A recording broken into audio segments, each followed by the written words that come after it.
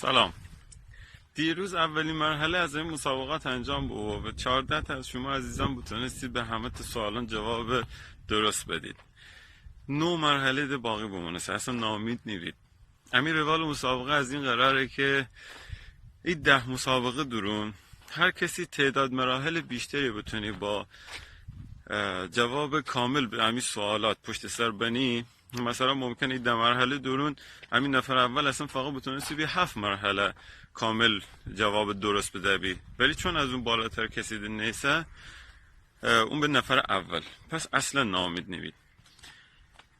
اما به 2 نفر از نفرات برتر 2 تا یادگاری ادا کنیمی و 1 تا یادگاری هم داره می جهت کسایی که کلا همین مسابقات درون شرکت کننده، چون خیلی از همین شرکت کنندگان اصلا گیلک نیت و واقعا ایشون اینجا تشکر کنم که همین مسابقات درون شرکت کننده.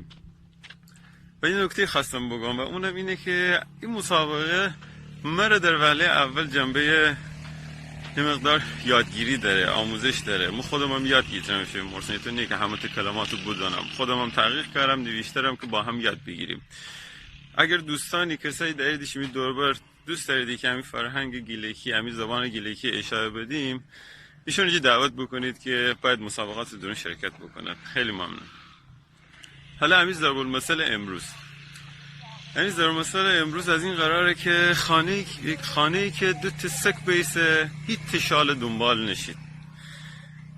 تو خونه‌ای که 2 تا سگ باشه هیچ کدوم دنبال شغال نمیرن، یعنی هر کدوم به هوای این که حالا اون میره این وظیفه رو انجام نمیدن.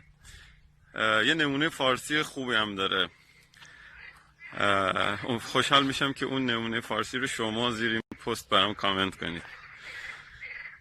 خیلی ممنون. شیمی قربان، منتظر شما ایستم که همین مسابقات درون همچنان پرشور شرکت بکنید.